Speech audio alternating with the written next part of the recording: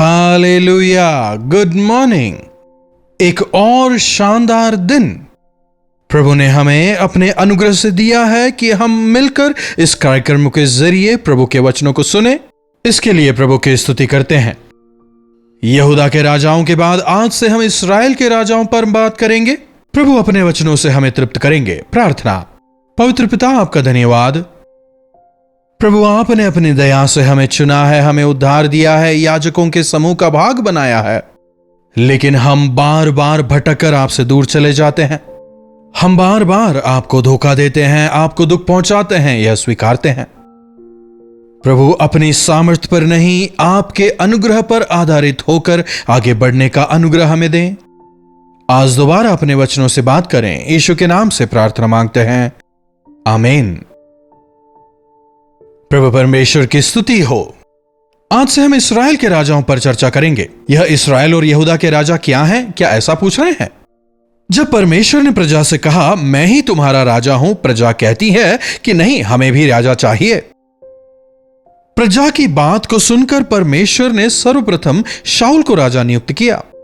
शाऊल ने परमेश्वर की इच्छा के अनुसार राज्य नहीं किया, तो उसके बाद परमेश्वर ने दाऊद को देश पर राजा नियुक्त किया।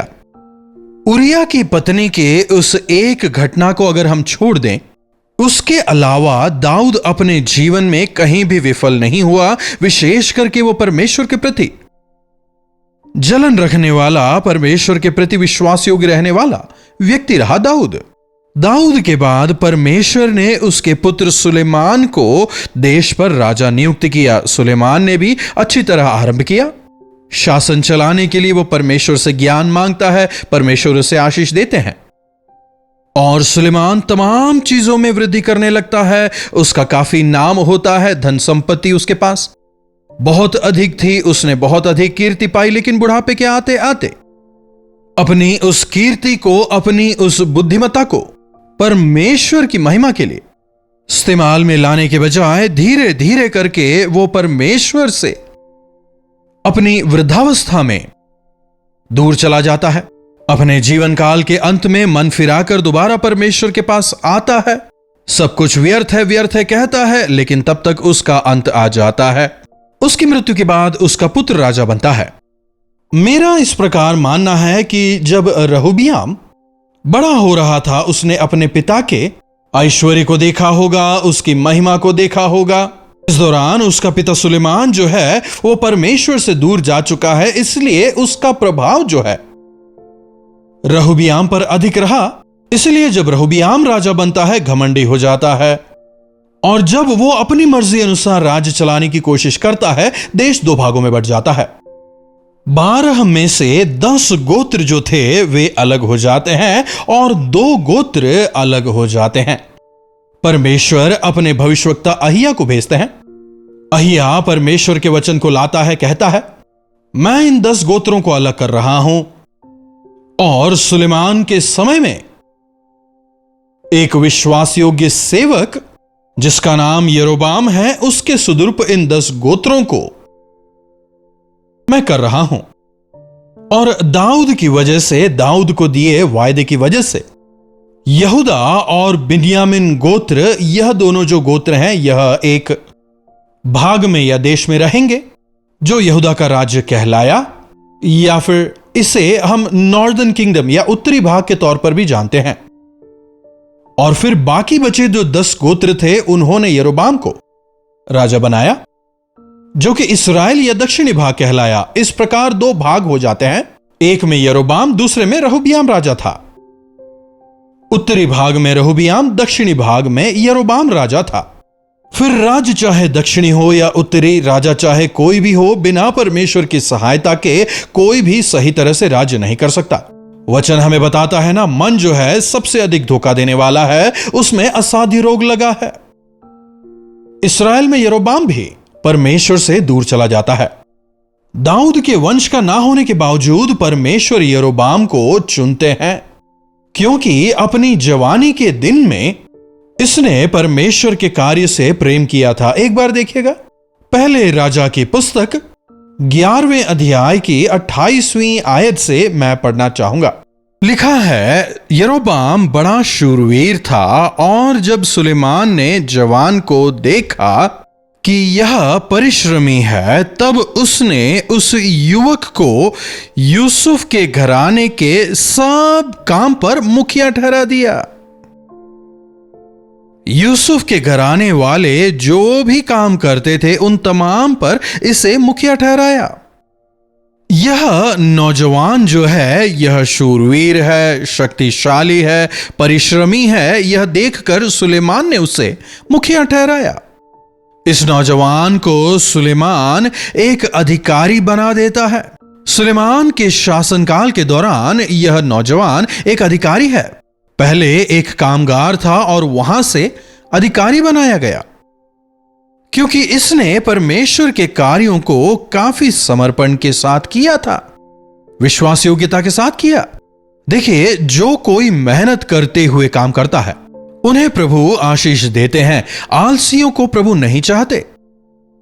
जब प्रभु यीशु ने अपने शिष्यों को चुना, सोते रहने वाले आलसियों को नहीं बुलाया, बल्कि मछली पकड़ने वाले मछुओं को बुलाया, या वहां बैठकर हिसाब किताब करने वाले, कर लेने वाले मत्ती को बुलाया। कहने का मतलब, मेहनत करने वालों को प्रभु ने बुलाया। लेकिन आज ऐसे कई सारे लोग मौजूद हैं जो मेहनत नहीं करना चाहते, लेकिन सेवकाई में प्रभु के लिए कुछ करना चाहते हैं।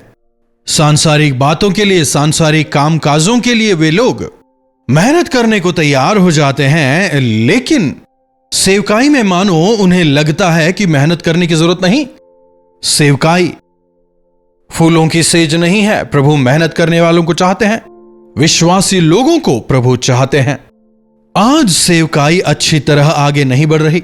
जब आलसी लोग सेवकाई में आ जाएं, पेट को ही अपना देवता मानने वाले लोग अगर सेवकाई करने के लिए आ जाएं, तो सेवकाई किस प्रकार से आगे बढ़ सकती है, सोचकर देखिए।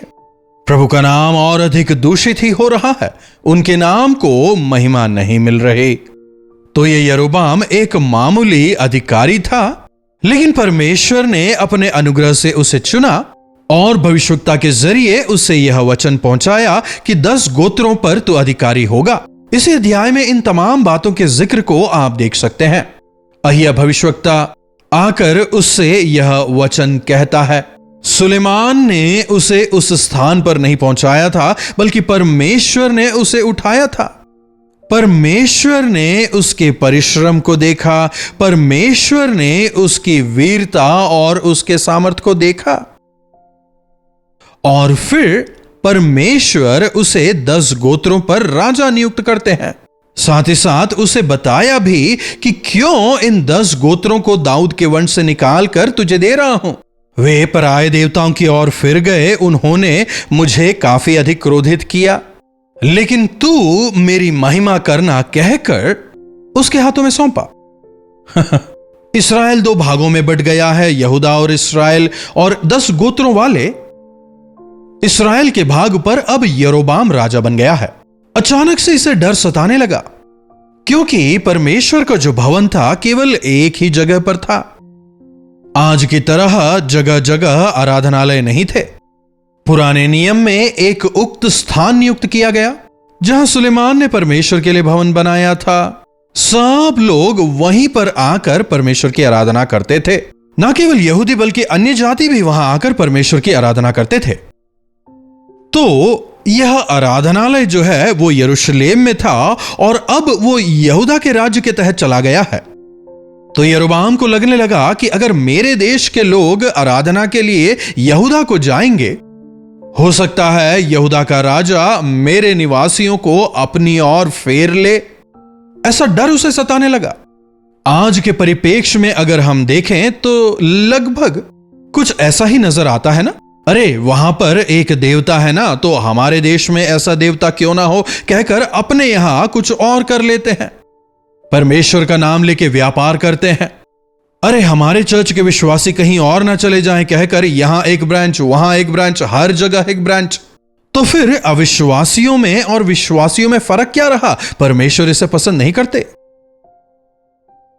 जिंदा परमेश्वर एक है और उनकी आराधना करने वाली उनकी प्रजा एक होकर रहें, यही उनकी इच्छा है। मतभेद हो सकते हैं, फर्क हो सकते हैं, अभिप्रायों में अलगाव आ सकते हैं, लेकिन फिर भी प्रभु यही चाहते हैं कि हम मेल मिलाप से रहें। तो यरोबाम को यह डर सताने लगा, अगर आराधना के लिए मेरी प्रजा वहां जाने लगी और अगर कहीं वहां के राजा ने मेरी प्रजा को अपनी ओर फेर लिया तो मेरे राज्य का क्या होगा। यह डर उसे सताने लगा। आज कई लोगों में यही डर है, कहीं कोई दूसरा मेरी जगह ना ले ले, कहीं कोई दूसरा मेरी महिमा ना ले ले, मुझसे मेरी नौकरी कोई छीन ना ले, मुझसे यह चीज कोई और ना छीन ले, कहीं कोई मुझे खत्म ना कर दे। प्रभु के लोगों को यह डर नहीं होता। जब आपको देने वाले परमेश्वर हैं तो बिना परमेश्वर की अनुमति के जो आपके पास है आपसे कोई नहीं छीन सकता। जब परमेश्वर ने आपको ऊंचा किया है, जब उन्होंने आपको सिंहासन दिया है, तो आपसे वो कौन छीन सकता है। आज प्रभु के लोगों में भी इस प्रकार का भय होना काफी दुख की बात है। अय्यूब के जीवन में हमने देखा, भले ही जो उसे दिया उससे चला गया, लेकिन बाद में उसे दुगना मिला भी तो था ना। अय्यूब कहता है ना, परमेश्वर ने दिया और परमेश्वर ने लिया। परमेश्वर ने जो दिया उसे शैतान छू भी नहीं पाया था ना। परमेश्वर की अनुमति से ही तो जो उसके जीवन में घटित हुआ वो हुआ। आज हमारे जीवनों में जो घटित होता है उससे हमें डरने की जरूरत नहीं है। हीन भावना को अपने आप में स्थान ना दें। हम काफी नहीं हैं, हम बहुत नहीं हैं, हम कम हैं, ऐसी भावना ना आने दें। यहां यरोबाम में जब इस प्रकार का भय आ जाता है, उसका यह डर उसे क्या करने को मजबूर करता है। सबसे बड़ी मूर्खता क्या कर रहा है, देखिए 12वां अध्याय 28वीं आयत के आखिरी भाग से देखिएगा। इसलिए हे इस्राएलियों, अपने देवताओं को देखो जो तुम्हें मिस्र देश से निकाल लाए हैं। तो उसने एक बछड़े को बेतेल और दूसरे को दान में स्थापित किया, और यह बात पाप का कारण हुई, क्योंकि लोग उस एक के सामने दंडवत करने को दान तक जाने लगे। 28वीं आयत में राजा ने सम्मति लेकर सोने के 2 बछड़े बनवाए और लोगों से कहा, क्या लिखा है, राजा ने सोने के 2 बछड़े बनवाए और लोगों से कहा, यरूशलेम जाना तुम्हारी शक्ति से बाहर है। अरे यरूशलेम जाना तुम्हारे लिए कितना कठिन होगा, इतनी दूर जाना पड़ेगा। ओ, इतनी दूर चर्च जाना बहुत मुश्किल होगा। इसलिए मैं तुम्हारी भलाई कर रहा हूं। तुम्हारी परेशानियों के बारे में सोचकर मैं तुम्हारे लिए चीजों को आसान कर रहा हूं। लोगों के सामने ऐसा जता रहा है मानो उसे लोगों की बहुत चिंता है, और इसीलिए वो 2 सोने के बछड़े बनवा देता है। एक बेतेल में रखता है और दूसरा दान में। यहां वाले यहां चले जाएं, वहां वाले वहां चले जाएं, इतनी दूर तक आपको जाने की जरूरत नहीं। मिस्र से बचाने वाला तुम्हारा देवता यही है, कहते हुए 2 सोने के बछड़े वहां रखवाकर परमेश्वर की संतानों को जीवित परमेश्वर की आराधना करने से वो भटका देता है। अपनी भलाई के लिए तुम परमेश्वर की संतानों को भटकाओगे। अपनी ताजशाही को कायम रखने के लिए, अपनी राजनीति को चलाए रखने के लिए, परमेश्वर की अपनी निज प्रजा को तुम परमेश्वर ही से दूर ले जाओगे। कैसी भयंकर सोच, कैसी भयंकर दुष्टता। मूर्तों के साथ तुम्हारा क्या मेल। जीविते सृष्टिकर्ता परमेश्वर का मूर्तों से क्या मेल। जब परमेश्वर इस बात को देखते हैं, इससे परमेश्वर काफी अधिक क्रोधित होते हैं। अपने भविष्यवक्ता को भेजकर जब परमेश्वर उसे चेतावनी देते हैं, वो अपनी गलती नहीं सुधारता, मन नहीं फिराता। अधिकार की भूख एक इंसान को कितना अधिक गिरा देती है। आत्म महिमा लोगों को कैसा नीच बना देती है, आज भी हम देखते हैं। अगर इस पूरे अध्याय को आप पढ़ते जाएं, इस यरोबाम ने क्या कुछ नीचता की आप देखने पाएंगे। लेकिन एक और आयत में पढ़ना चाहूंगा, 13वें अध्याय की 33वीं आयत को देखिएगा। इसके बाद भी यरोबाम अपनी बुरी चाल से ना फिरा। फिर उसने सब प्रकार के लोगों में से ऊंचे स्थान के याजक बनाए, वरन जो कोई चाहता उनका संस्कार करके उन्हें ऊंचे स्थानों का याजक ठहरा देता था। अपनी इच्छा अनुसार हर किसी को याजक बना रहा है। परमेश्वर के द्वारा ठहराए हुए लोग नहीं, जिसे चाहा उसे याजक बनाया, और भी ज्यादा और भी अधिक यरोबाम परमेश्वर को दुखी करता चला गया। परमेश्वर का क्रोध भड़कता है और एक भयंकर अंत की ओर वो बढ़ता है। एक मामूली व्यक्ति को परमेश्वर ने वहां से उठाकर राजा बनाया, उसे सिंहासन पर बिठाया, अधिकार उसके हाथों में दिया। परमेश्वर को महिमित करने के बजाय अपने अधिकार को बचाने के लिए, अपने राज्य को बचाने के लिए परमेश्वर का विरोध करता है, परमेश्वर को दुखी करता है। ना केवल वो खुद नाश होता है बल्कि उसका पूरा वंश नाश हो जाता है। काफी दुखद। इसके शासनकाल को हम पहले राजा के पुस्तक 12वें, 13वें और 14वें अध्याय में देख सकते हैं। बीते दिनों में हमने यहूदा के राजाओं पर चर्चा की थी। अब हम इस्राएल के राजाओं पर चर्चा कर रहे हैं। आपके लिए होमवर्क है, आप इन अध्यायों को पढ़िएगा। समय की कमी की वजह से हम इन अध्यायों पर ज्यादा समय नहीं बिताने पाएंगे, इसलिए आप पहले से ही इन्हें पढ़ें। इनके बारे में आपको एक आइडिया आ जाएगा और फिर जब हम इनके विषय बात करेंगे आप बेहतर समझने पाएंगे। इन राजाओं की दुष्टताओं से हम सीखें और एक अच्छा जीवन अपने विश्वास की रक्षा करते हुए हम प्रभु के लिए बिताएं। प्रार्थना। महापवित्र पिता परमेश्वर, प्रभु आपका प्रेम अनंत है। आप अनुग्रहकारी और विलंब से क्रोध करने वाले हैं। ओ प्रभु, आपका धन्यवाद। किस प्रकार से एक सामान्य व्यक्ति को उठाकर आपने अपनी प्रजा पर राजा ठहराया। आपका विरोध करने के बावजूद मन फिराने का आपने मौका दिया, लेकिन उसने उस मौके का फायदा नहीं उठाया और अंततः आपके क्रोध का कारण बना। प्रभु, इन राजाओं के जीवनों से सीखकर आपके प्रति विश्वास योग्य होकर आपको थाम कर आगे बढ़ने में हमारी मदद करें। यीशु के नाम से प्रार्थना मांगते हैं, आमीन।